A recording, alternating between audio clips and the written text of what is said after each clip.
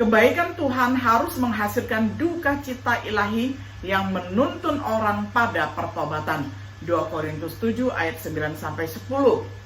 Perubahan berpikir, arti sebenarnya dari metanoia. Pertobatan dimulai dari pembaruan akal budi, dari pikiran.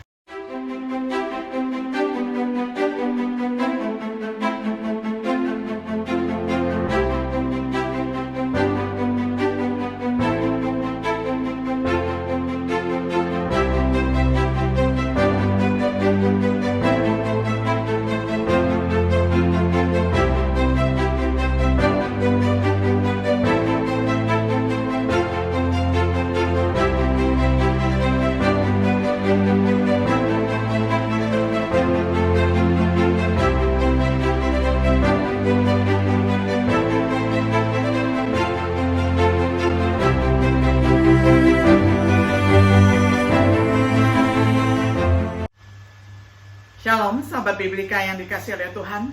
Sungguh senang kita dapat berjumpa kembali di dalam acara refleksi sahabat Biblika. Pada hari ini kita tiba pada episode yang kelima di dalam serial pembahasan kitab Roma dengan tema Kebaikan Tuhan. Kita akan membaca bersama dari kitab Roma pasal 2 ayat 4 hingga ayat yang ke-11 di dalam terjemahan sederhana Indonesia. Padahal Allah sangat baik dan sabar kepadamu. Dia sudah menunggumu untuk bertobat, tetapi kamu tidak mempedulikan semua kebaikannya. Ketahuilah bahwa kebaikan hatinya yang dia tunjukkan kepadamu adalah untuk membimbing kamu supaya bertobat. Tetapi kamu mengeraskan hatimu dan tidak mau bertobat. Tidak tahukah kamu bahwa kamu sedang menimbun hukuman yang lebih berat bagi dirimu sendiri? Pada hari Allah menyatakan kemarahannya, semua orang akan melihat bahwa hukuman Allah itu adil. Karena Allah akan membalas setiap orang sesuai dengan perbuatannya. Dia akan memberikan hidup kekal kepada orang-orang yang mencari hidup kekal, yang selalu tekun berbuat baik, dan hidupnya menjadi kesaksian bagi banyak orang sehingga mendatangkan pujian dan hormat bagi Allah. Tetapi dia akan menimpakan hukuman dan amarah kepada orang-orang yang mencari hormat bagi diri mereka sendiri, yang menolak mengikuti ajaran benar dan senang mengikuti yang jahat. Allah akan memberikan kesusahan dan penderitaan kepada setiap orang yang berbuat jahat, baik orang Yahudi maupun yang bukan Yahudi. Tetapi setiap orang yang berbuat baik akan diberkatinya dengan kemuliaan surgawi, kehormatan di mata Allah, dan ketenangan hati. Berkat-berkat itu disediakan bagi orang Yahudi maupun yang bukan Yahudi, karena Allah tidak membeda-bedakan orang. Sampai demikian jauh pembacaan firman Tuhan dari kitab Roma pasal 2 ayat 4 hingga ayat yang ke-11. Sahabat Biblika yang dikasihi oleh Tuhan, banyak orang menjalani hidup mereka dengan sedikit memperhatikan kebaikan Tuhan, tidak menyadari betapa murah hati Tuhan telah dan bersedia untuk menjadi Tuhan bagi mereka. Tidak menyadari bagaimana kelalaian mereka suatu hari akan kembali meminta tanggung jawab mereka. Sudahkah kita banyak memikirkan kebaikan Tuhan? Banyak berkat yang Dia berikan. Konsekuensi jika kita gagal merespon dengan benar. Salah satu bagian kitab suci yang seharusnya memberi kita jeda adalah yang tertulis di dalam Roma 2 ayat 4 hingga ayat yang ke-11, di mana Paulus menjelaskan tentang kebaikan Allah. Dari ayat 4 kita dapat memetik beberapa hal tentang, pertama, sifat kebaikannya, yakni kekayaan Allah. Dia kaya akan kasih karunia, Efesus 1 ayat 7. Dia kaya akan belas kasihan, Efesus 2 ayat 4. Dia kaya dalam menyediakan kebutuhan, Filipi 4 ayat 19. Dia kaya dalam memberikan hal-hal untuk dinikmati, 1 Timotius 6 ayat 17. Dia kaya akan kekuatan yang Dia berikan kepada orang Kristen, Efesus 3 ayat 16 dan ayat 21. Kesabarannya, sabar di sini memakai kata anahe, berarti menahan. Kami melihat kesabaran Tuhan pada zaman Israel dapat dibaca di dalam Mazmur 78 ayat 38. Di zaman kita sekarang karena kepenuhan murka Allah belum datang. Kesabarannya yang kedua memakai kata makrotumia, menggambarkan kelambatan dalam membahas murka. Kita melihat Tuhan bersabar lama pada zaman Nuh sebelum air bah. Itu dikatakan di dalam 1 Petrus 3 ayat 20. Di zaman kita sekarang ini, sebelum hari penghakiman, jadi masih ada kesempatan untuk bertobat.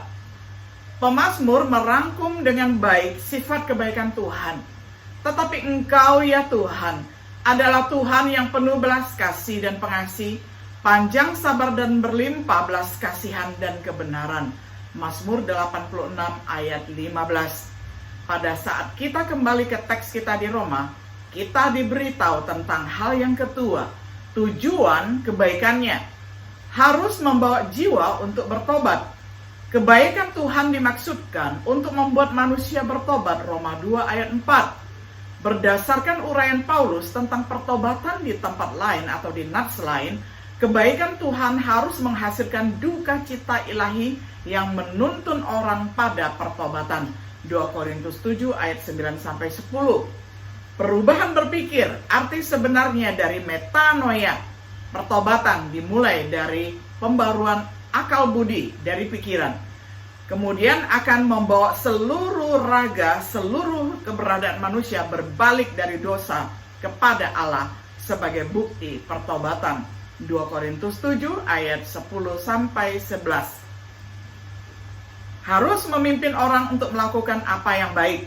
Seperti yang baru saja dijelaskan, indikasi pertobatan sejati ada di dalam 2 Korintus 7 ayat 11.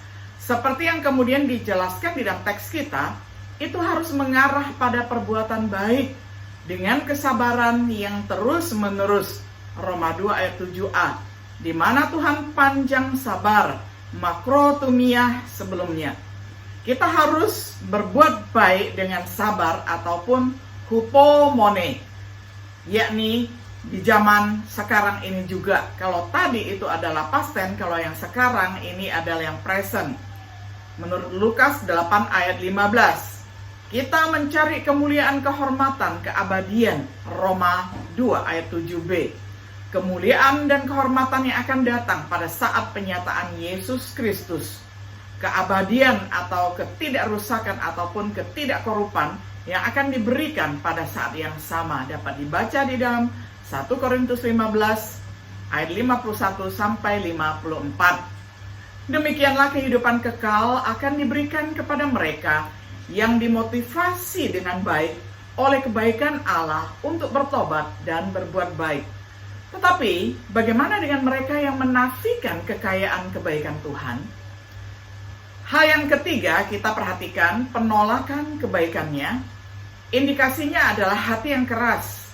Karena mereka membenci kebaikan Tuhan. Roma 2 ayat 4. Karena mereka jelas tidak peka dan tidak menghargai kebaikan Tuhan. Roma 2 ayat 5. Mereka yang keras hati karena mereka tetap tidak bertobat di dalam hati mereka. Roma 2 ayat yang kelima. Menyimpan murka Allah untuk hari pengampunan.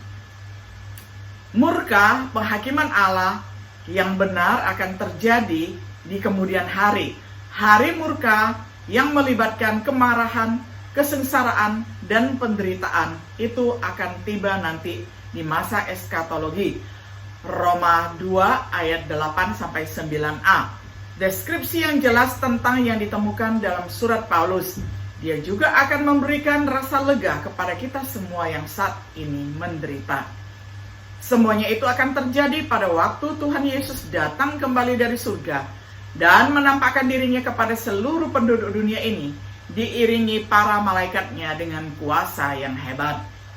Semua orang yang tidak mengenal Allah dan tidak mau taat menerima kabar baik tentang Tuhan Yesus akan dihukumnya dengan api yang menyala-nyala. Mereka akan dihukum selama-lamanya di tempat yang jauh dari hadapan Tuhan, tanpa pernah dapat menikmati kemuliaan dan segala kuasanya. 2 Tesalonika 1 ayat 7-9. Sebagai kesimpulan, Begitulah akhir dari orang yang tidak menanggapi kebaikan Tuhan dengan benar, terutama seperti yang dimanifestasikan melalui Injil Yesus, yang akan dijelaskan Paulus nanti dalam suratnya kepada jemaat di Roma ini. Saat ini kita menutup, berhati-hatilah untuk mencatat, tidak ada keberpihakan pada Tuhan. Roma 2 ayat 9-11. Mereka yang berbuat jahat akan dihukum, orang yang berbuat baik akan diberkati.